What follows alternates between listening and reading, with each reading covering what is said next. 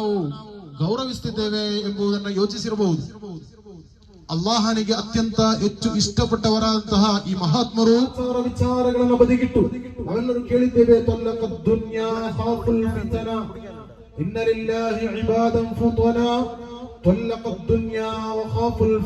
ಅರಗತ ಮಾಡಿಕೊಂಡಂತಹ ಮಹಾತ್ಮರು ನಮ್ಗೊತ್ತಿದೆ. ಬೇಕೇರಿಯಲ್ಲಿರುವಂತಹ ಈ ಮಹಾತ್ಮರು ಇವರು ವರ್ಷಾನುಗಟ್ಟಲೆಗಳ ಹಿಂದೆ ಯಾರೂ ಇಲ್ಲದಂತ ಈ ಪ್ರದೇಶದಲ್ಲಿ ಬಂದು ಅಲ್ಲಾಹನಿಗಾಗಿ ಆರಾಧನೆ ಮಾಡಿ ಇಲ್ಲೇ ಅವರು ಮರಣ ಹೊಂದಿದರೆ ಅವರು ಬಯಸಿದ್ದು ಇಲ್ಲಿರುವಂತ ಯಾವುದಾದರೂ ಭೌತಿಕವಾದಂತಹ ಸ್ಥಾನಮಾನಗಳಾಗ್ಲಿ ಆರ್ಥಿಕತೆಯನ್ನಾಗ್ಲಿ ಅಲ್ಲ. ಅದೇ ರೀತಿ ಕೊಡಗಿನ ಸುಲ್ತಾನ್ ಎಂದು ಕರೆಯಲ್ಪಡುತ್ತಿರುವಂತಹ ಮಹಾನಾದಂತ ಸೂಫಿ ಶಹೀದ್ ವಲಿಯುಲ್ಲಾಹಿರವರ ಉರೂಸ್ ಕೂಡ ಕಳೆದ ದಿನ ಇಸ್ಲಾಮಿನ ಸಿದ್ಧಾಂತವನ್ನ ಲೋಕಕ್ಕೆ ಪರಿಚಯಿಸಿದರು. ಆ ಸುಂದರವಾದಂತ ಇಸ್ಲಾಮಿನ ಸಿದ್ಧಾಂತವನ್ನ ಕಲಿತಂತ ನೇರವಾಗಿ ಕಲಿತಂತ ಪ್ರವಾದಿ ಅನುಚರರು, ಅವರಿಂದ ಇಸ್ಲಾಮನ್ನ ಕಲಿತಂತ ತಾಬಿಯೋಗಳು ತಾಬಿಯೋಗಳು, ಹೀಗೆ ಪರಂಪರಾಗತವಾಗಿ ಬಂದಂತ ಇಸ್ಲಾಂ ಆ ಸುಂದರವಾದಂತ ಆಶಯವನ್ನ ಸಿದ್ಧಾಂತವನ್ನ ಜೀವನದಲ್ಲಿ ಚಾಚು ತಪ್ಪದೆ ಪಾಲಿಸಿದಂತ ಮಹಾತ್ಮರು. ಅಂತವರಿಗೆ ಯಾವತ್ತೂ ಕೂಡ ಇತರ ಧರ್ಮದ ಯಾವುದೇ ವಸ್ತುಗಳಾಗ್ಲಿ, ಯಾವುದೇ ಧರ್ಮದ ಆಚಾರ ವಿಚಾರಗಳನ್ನಾಗ್ಲಿ, ಮನುಷ್ಯರನ್ನಾಗ್ಲಿ ಯಾವತ್ತೂ ಕೂಡ ದ್ವೇಷಿಸಲಿಕ್ಕೆ ಸಾಧ್ಯವಿಲ್ಲ. ಅಲ್ಲಾಹು ಅಲ್ಲದೆ ಇರುವವರನ್ನ ಯಾರಾದರೂ ಆರಾಧಿಸುತ್ತಿದ್ದರೆ ಅಂತಹ ಆರಾಧನಾ ವಸ್ತುಗಳನ್ನ ನೀವು ಯಾವತ್ತೂ ಕೂಡ ಪರಿಹಾಸ ಮಾಡಬೇಡಿ ಎಂಬಂತ ಪವಿತ್ರ ಕುರ್ಆನಿನ ಸಿದ್ಧಾಂತ ಆಲೋಚನೆ ಮಾಡಬೇಕು. ನಾವು ಮಕ್ಕಾದಲ್ಲಿ, ಮದೀನಾದಲ್ಲಿ ಎಲ್ಲಾ ರೀತಿಯ ಸರ್ವಾಧಿಕಾರ ಪ್ರವಾದಿವರಿಗಿದ್ದರೂ ಕೂಡ, ಎಲ್ಲವನ್ನು ಕೂಡ ಮಾಡುವಂತ ಸರ್ವಾಧಿಕಾರವಿದ್ದರೂ ಕೂಡ ಪವಿತ್ರ ಇಸ್ಲಾಮಿನ ಕುರ್ಆನಿನ ಸಂದೇಶವಾಗಿತ್ತು. ಲಾ ತಸುಬ್ಬುಲ್ಲದೀನ ಯದ್ಊನ ಮಿನ್ ದೂನಿಲ್ಲಾಹ್, ಅಲ್ಲಾಹನಲ್ಲದೆ ಇರುವಂತ ಯಾವುದಾದರೂ ಆರಾಧ್ಯ ವಸ್ತುಗಳನ್ನ ಯಾರೂ ಕೂಡ ಪರಿಹಾಸ ಮಾಡಬೇಡಿ, ಗೇಲಿ ಮಾಡಬೇಡಿ, ತಮಾಷೆ ಮಾಡಬೇಡಿ ಎಂಬಂತಹ ಒಂದು ತಾಕೀತನ್ನ ಪವಿತ್ರ ಕುರ್ಆನ್ ನೀಡುವಾಗ, ಪ್ರವಾದಿ ಪೈಗಂಬರನ್ನು ಪ್ರಪಂಚಕ್ಕೆ ಪರಿಚಯಿಸುವಾಗ ಯೋಚನೆ ಮಾಡಬೇಕು.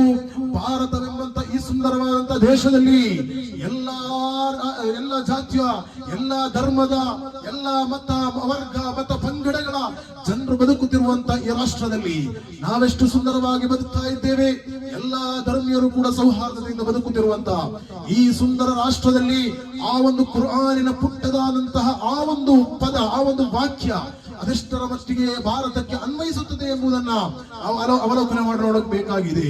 ಅಲ್ಹಮ್ದುಲಿಲ್ಲಾ, ಈ ರೀತಿ ಉರೂಸ್ನ ಕಾರ್ಯಕ್ರಮಗಳು ಪರಸ್ಪರ ಎಲ್ಲ ಜನರ ಜೊತೆ ಸೇರಿ, ನಮ್ಗೊತ್ತಿದೆ ಮೇಕೆಯರಿಗೆ ಸಂಬಂಧಪಟ್ಟಂತೆ ಹಿಂದೂಗಳು, ಮುಸಲ್ಮಾನರು, ಕ್ರೈಸ್ತರು ಎಲ್ಲರೂ ಕೂಡ ಬಹಳ ಸೌಹಾರ್ದತೆಯಿಂದ ಸಹಬಾಳ್ವೆಯಿಂದ ಬದುಕುತ್ತಿರುವಂತ ಈ ಸುಂದರ ಗ್ರಾಮದಲ್ಲಿ ನಾನು ಯಾವತ್ತೂ ಕೂಡ ಗಮನಿಸ್ತಾ ಇರ್ತೇನೆ, ಇಲ್ಲಿ ಮುಸಲ್ಮಾನರು ಹಿಂದೂಗಳು ಪರಸ್ಪರ ಸಹೋದರರಾಗಿ ಅನ್ಯೋನ್ಯತೆಯಿಂದ ಬದುಕುತ್ತಿರುವಂತ ಈ ಸಂದರ್ಭದಲ್ಲಿ ನನಗೆ ಹೇಳಲಿಕ್ಕಿರುವುದು, ಇಂತಹ ಸೌಹಾರ್ದತೆಗಳು ಜೀವಂತವಾಗಿರಬೇಕಾದ್ರೆ ಉರೂಸ್ ಸಮಾರಂಭಗಳಲ್ಲಿ ಸಾರ್ವಜನಿಕ ಸಂಗಮ ಹೆಸರಿಟ್ಟು ನೀವು ಎಲ್ಲಾ ಜನರನ್ನ ಆಹ್ವಾನಿಸಿ, ಎಲ್ಲಾ ಧರ್ಮೀಯರನ್ನ ಆಹ್ವಾನಿಸಿ ಈ ರೀತಿ ತಮ್ಮ ತಮ್ಮ ಅಭಿಪ್ರಾಯ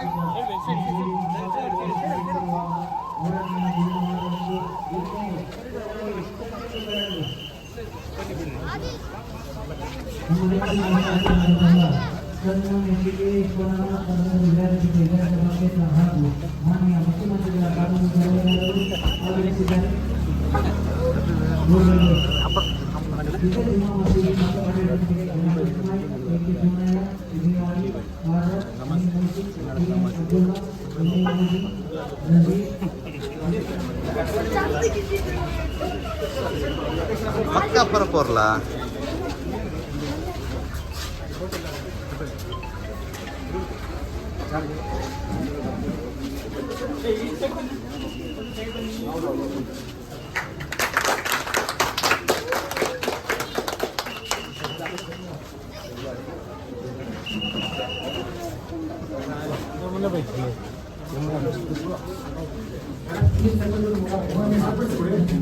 ಉಳಿದ ಸದಸ್ಯರು, ದೀನಿ ಪ್ರೇಮಿಗಳು,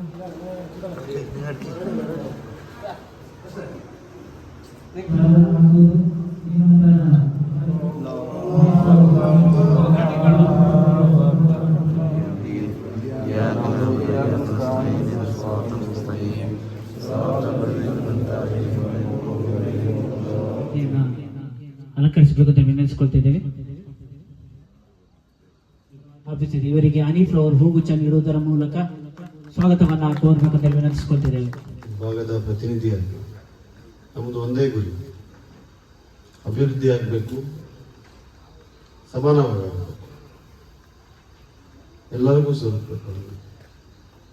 ಯಾವುದೇ ರೀತಿಯಾದಂಥ ಧರ್ಮದ ಆಧಾರದ ಮೇಲೆ, ಜಾತಿಯ ಆಧಾರದ ಮೇಲೆ ತಾರತಮ್ಯ ಆಗಬಾರ್ದು ಅಂತನ್ನುವಂಥ ಉದ್ದೇಶದಿಂದ ಕೆಲಸ ಮಾಡ್ತಾ ಇದ್ದೀವಿ.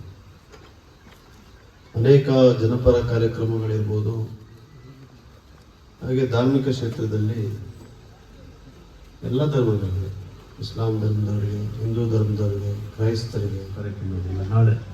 ನಾಳೆ ಮೆರವಣಿಗೆ ಇದೆ. ಅದನ್ನು ಚೆನ್ನಾಗಾಗಲಿ, ಯಶಸ್ಸಾಗಲಿ. ನಿಮ್ಮೆಲ್ಲರ ಪ್ರಾರ್ಥನೆ ದೇಶದಲ್ಲಿ, ನಾಡಿನಲ್ಲಿ, ರಾಜ್ಯದಲ್ಲಿ, ಪ್ರಪಂಚದಲ್ಲಿ ಶಾಂತಿ ನೆಲೆ ಮಾಡಲಿ. ಕೆಲವರು ಮಾನ್ಯ ಶ್ರೀ ಎಸ್ ಪೊನ್ನಣ್ಣ ಶಾಸಕರು ವಿರಾಜಪೇಟೆ ವಿಧಾನಸಭಾ ಕ್ಷೇತ್ರ ಹಾಗೂ ಮಾನ್ಯ ಮುಖ್ಯಮಂತ್ರಿಗಳ ಕಾನೂನು ಸಲಹೆಗಾರರಿಗೆ ಸನ್ಮಾನ ಮಾಡುವುದರ ಮೂಲಕ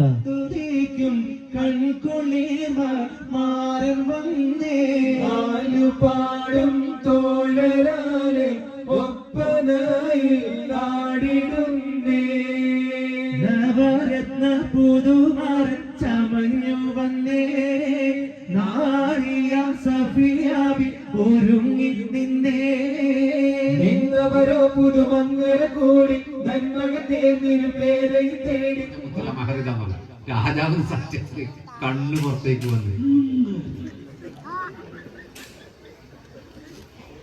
പെട്ടെന്ന് രാജാവ് പറഞ്ഞു, ഇത് ഒറിജിനൽ ഡ്യൂപ്ലിക്കേറ്റ് ആണ്. അപ്പോൾ ഇയാൾ പറഞ്ഞു, ഒറിജിനൽ ആണോ ഡ്യൂപ്ലിക്കേറ്റ് ആണോ തീരുമാനിക്കേണ്ടത് മുത്തിനെ കുറിച്ച് ഒന്നും അറിയാതെ ജാഗരികളായി നമ്മൾ രണ്ടാളുമല്ല. അങ്ങനെ ആ ബക്കറ്റ് നിങ്ങളുടെ മുന്നിലേക്ക് വരുമ്പോൾ ഇൻഷാല്ല പോക്കറ്റിൽ കൈയിടുക.